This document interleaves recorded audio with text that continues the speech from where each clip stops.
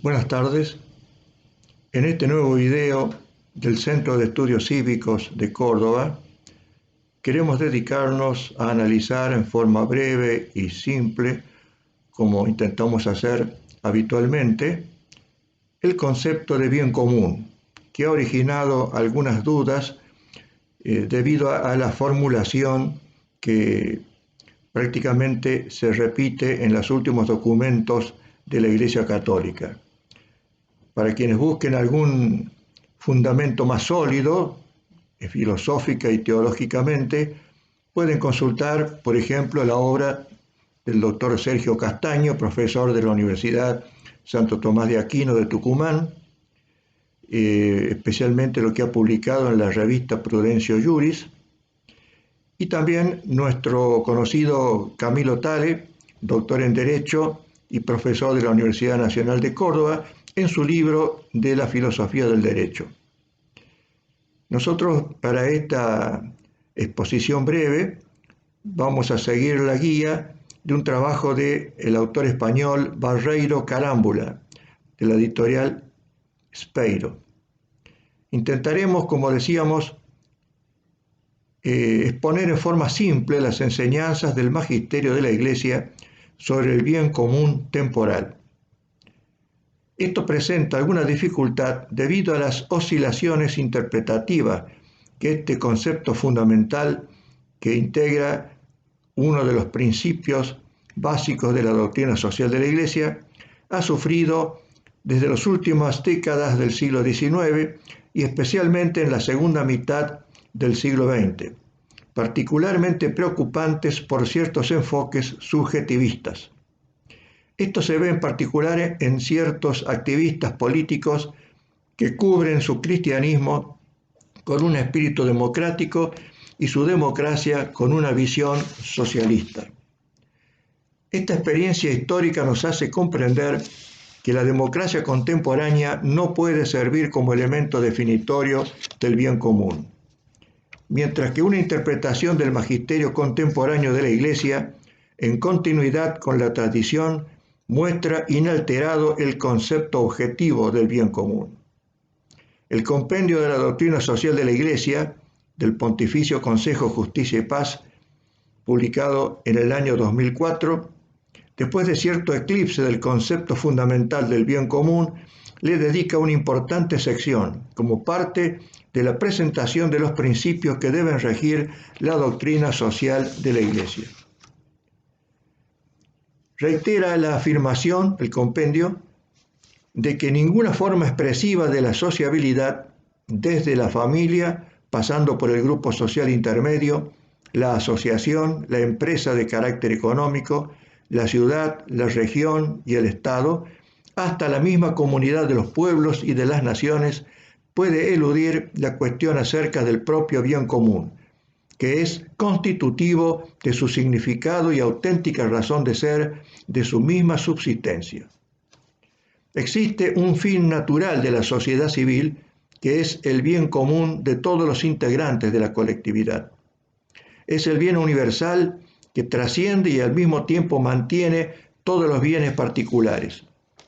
Basándose en las enseñanzas de San Agustín y de Santo Tomás de Aquino,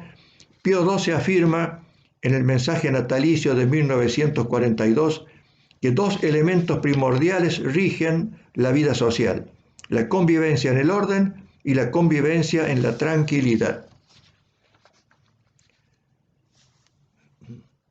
El bien común puede ser llamado también bien general o bien público. León XIII utiliza como término equivalente la expresión salud pública, señalando que la custodia de la salud pública no es solo la suprema ley, sino la razón total del poder. Es importante establecer inicialmente que, pese a lo que manifiestan algunos exponentes del pensamiento católico, influidos por el progresismo o por el socialismo, no hay contradicción ni oposición posible entre el bien común y el bien individual. En primer lugar, es evidente que el bien propio no puede existir sin el bien común de la familia, de la ciudad o del reino. En segundo lugar, porque como el hombre es parte de la casa y de la ciudad, es preciso que juzgue de lo que es bueno para él a la luz de la prudencia que tiene por objeto el bien de la multitud, porque la buena disposición de la parte se toma en relación a todo. Esto demuestra también que es un bien relacional, que existe en la relación social concreta, porque es evidente que el hombre se valoriza no aislándose, sino poniéndose en relación con los otros y con Dios. Esta valoración se realiza dentro de una sociedad histórica, concreta, marcada por vivencias personales que tienen profundas raíces en un vivir colectivo. El bien común se realiza en una sociedad en la medida que ésta sea regida por el orden natural de las cosas, como muestra León XIII. La determinación del bien común, como a su vez enseña Pío XI, le corresponde a la ley natural, pero cuando la necesidad lo exige y la ley natural misma no lo determina, es cometido del Estado. O sea que la sociedad políticamente organizada llenaría o integraría el vacío del derecho natural, un vacío que es causado por acontecimientos que no tienen claros antecedentes en el pasado y a los cuales hay que dar una respuesta adecuada. Una definición del bien común que en cierto modo ha pasado a ser considerada clásica u oficial, pese a sus debilidades, pues en cierto modo lo cosifica y que no entra en su sustancia, establece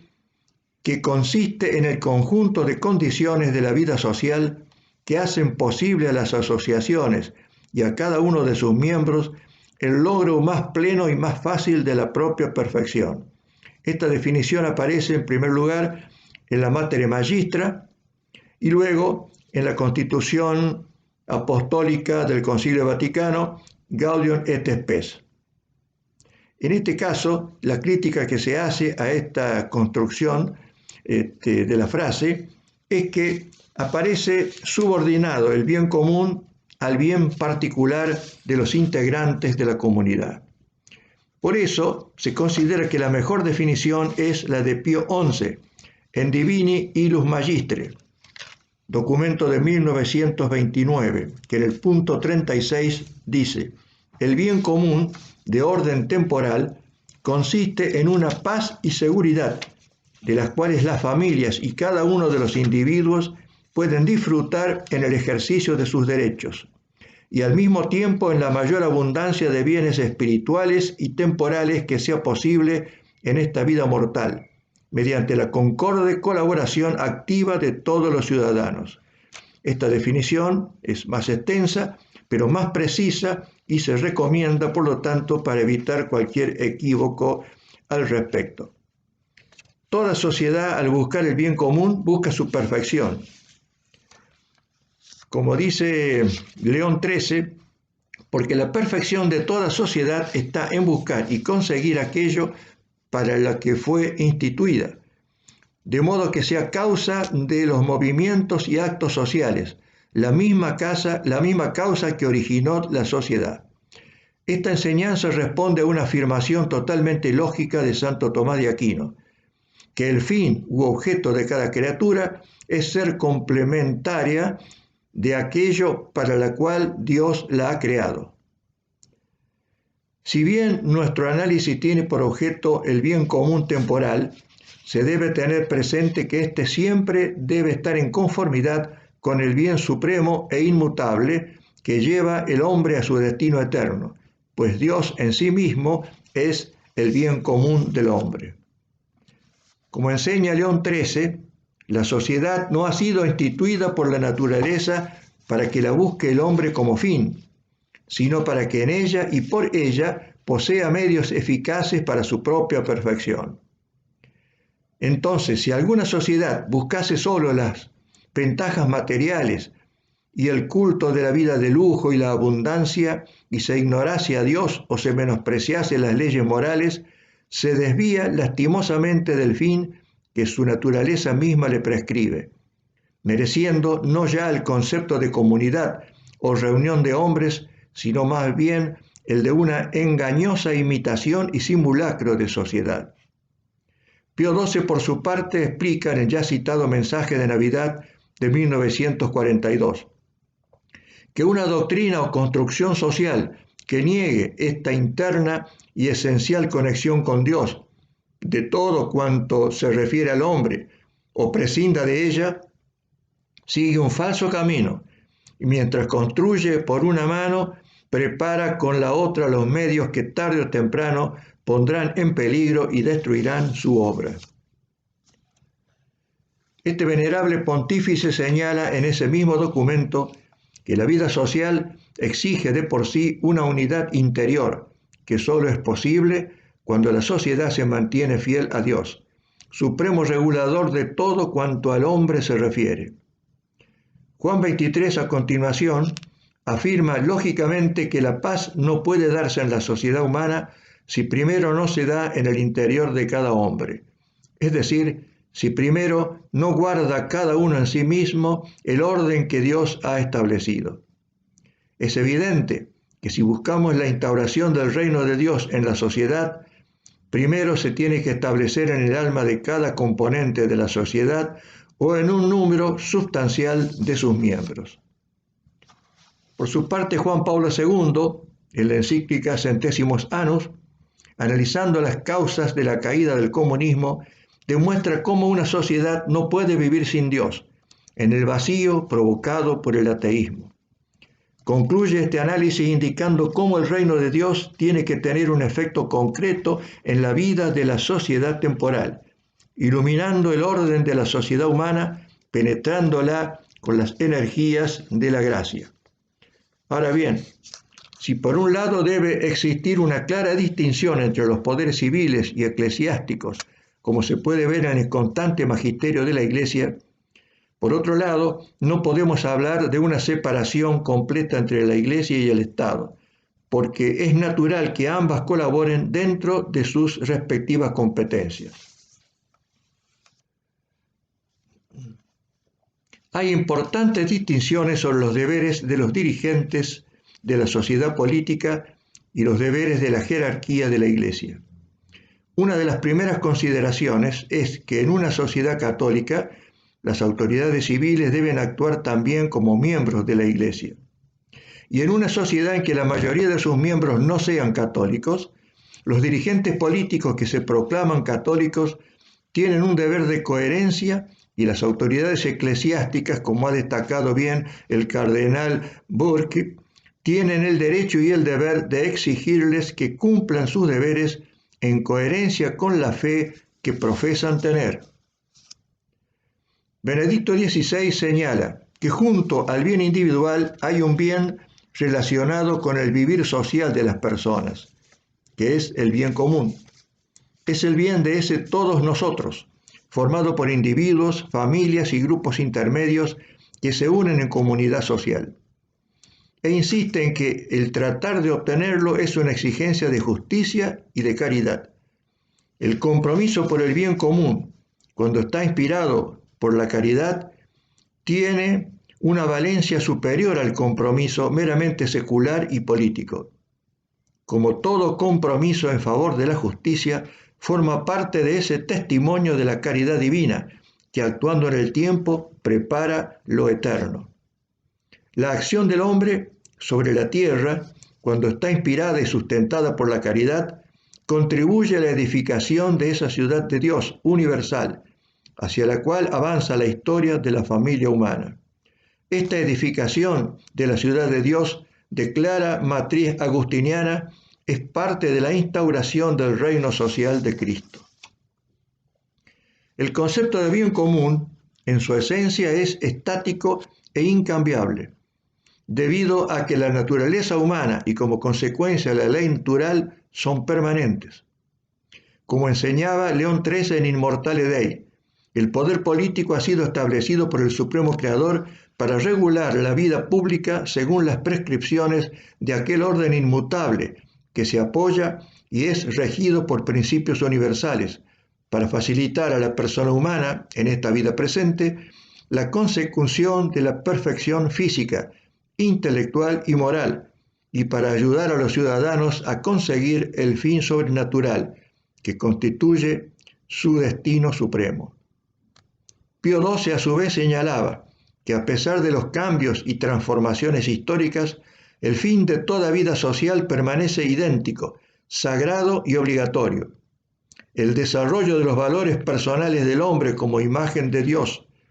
y permanece la obligación de todo miembro de la familia humana de realizar sus inmutables fines, sea el que sea el legislador y la autoridad a quien obedece. La Iglesia, desde que ha sido confrontada con la democracia contemporánea, ha mantenido una sabia distancia con respecto a los problemas de esta forma de gobierno para asegurar el debido ejercicio del bien común. León XIII marcó una cierta apertura hacia la democracia, pero no debe olvidarse que también había enseñado que en el ámbito público y civil las leyes tienen por objeto el bien común y son conformadas no por la voluntad y el juicio falaz de la multitud, sino por la verdad y la justicia. Juan Pablo II da diversos criterios para asegurar la salud de una comunidad política en cuanto se expresa mediante la libre participación y responsabilidad de todos los ciudadanos en la gestión pública, la seguridad del derecho, el respeto y la promoción de los derechos humanos. Estos criterios, obviamente, no implican una legitimación de la democracia contemporánea. Todo lo contrario, son una forma de apoyar lo que Pío XII llamaría la sana democracia, o que podríamos llamar también la democracia clásica. Juan Pablo II presentará de todos modos, posteriormente, juicios muy severos contra la democracia contemporánea. Hoy, dice el Papa, se tiende a afirmar que el agnosticismo y el relativismo escéptico son la filosofía y la actitud fundamental correspondientes a las formas políticas democráticas, y que cuantos están convencidos de conocer la verdad y se adhieren a ella con firmeza no son fiables desde el punto de vista democrático, al no aceptar que la verdad sea determinada por la mayoría o que sea variable según los diversos equilibrios políticos. A este propósito hay que observar que si no existe una verdad última, la cual guía y orienta la acción política, entonces las ideas y las convicciones humanas pueden ser instrumentalizadas fácilmente para fines de poder. Una democracia sin valores se convierte fácilmente en un totalitarismo, visible o encubierto, como demuestra la historia. Habla también Juan Pablo II con precisión de la crisis de los sistemas democráticos, que a veces parece que han perdido la capacidad de decidir según el bien común. Los interrogantes que se plantean en la sociedad a menudo no son examinados según criterios de justicia y moralidad, sino más bien de acuerdo con la fuerza electoral o financiera de los grupos que los sostienen. Semejantes desviaciones de la actividad política con el tiempo producen desconfianza y apatía, con lo cual disminuye la participación y el espíritu cívico entre la población, que se siente perjudicada y desilusionada. De ahí viene la creciente incapacidad para encuadrar los intereses particulares en una visión coherente del bien común. Este, en efecto, no es la simple suma de los intereses particulares, sino que implica su valoración y armonización, hecha según una equilibrada jerarquía de valores y, en última instancia, según una exacta comprensión de la dignidad y de los derechos de la persona. En estos textos vemos delineada una auténtica democracia que no viene sino a prolongar las instrucciones de Pío XI y Pío XII en pro de una democracia sana. Para que la democracia se pueda considerar sana y auténtica, el orden político debe estar subordinado al orden moral. En conclusión, podemos afirmar que la doctrina pontificia rechaza y condena la democracia moderna y admite la democracia clásica, como lo hace con toda forma de gobierno legítimo. El elemento integral del bien común es la defensa de la propiedad privada, que es un derecho natural que, como la familia, procede precede a la sociedad políticamente organizada. Por lo tanto, el Estado debe reconocer un derecho preexistente. Un sistema social y económico basado sobre el derecho natural tiene que tener como fundamento el derecho a la propiedad privada. León XIII pone de manifiesto que el derecho de poseer bienes en privado no ha sido dado por la ley, sino por la naturaleza, y por lo tanto la autoridad pública no puede abolirlo, sino solamente moderar su uso y compaginarlo con el bien común. Procedería por consiguiente de una manera injusta e inhumana si exigiera de los bienes privados más de lo que es justo bajo razón o excusa de tributos.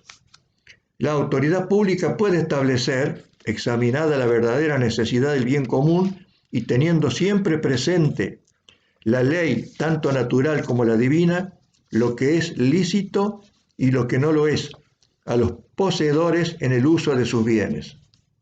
Pío XII manifiesta que no existe un derecho ilimitado de propiedad y su uso y administración tiene que estar subordinada al bien común. Luego subraya que la Iglesia mira sobre todo a lograr que la institución de la propiedad privada sea efectivamente tal cual debe ser, conforme a los designios de la sabiduría divina y a las disposiciones de la naturaleza. Un elemento del orden social, un supuesto necesario de las iniciativas humanas, un estímulo al trabajo en beneficio de los fines temporales y trascendentes de la vida, y por lo tanto de la libertad y de la dignidad del hombre, creado a imagen de Dios, que desde el principio le asignó para su utilidad un dominio sobre las cosas materiales. Esto es lo que justifica el recto uso de la propiedad privada. Concluye el Papa sus enseñanzas sobre la propiedad privada afirmando la necesidad de mantener y de asegurar la propiedad de todos, que es la piedra angular del orden social. Tenemos que tener presente que la afirmación sobre el destino universal de los bienes, que también es uno de los principios esenciales de la doctrina social de la Iglesia y que está contenida en Gaudium et Spes, ha sido a veces mal interpretada en una forma colectivista. Esta interpretación socialista de las enseñanzas de la Iglesia en esta materia ya había sido denunciada por Pío XI en 40º año. Se debe ver también en forma conjunta el derecho a la iniciativa económica, que es un elemento importante del bien de toda la sociedad, como destacó Juan Pablo II.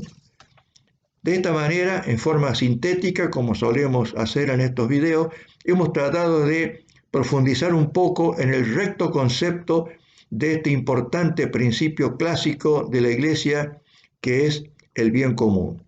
Les agradecemos la atención dispensada y nos veremos próximamente por este mismo canal en otra ocasión para analizar nuevamente otro de los temas a los que nos interesa difundir entre todos los que tienen la paciencia de escucharnos. Muchas gracias.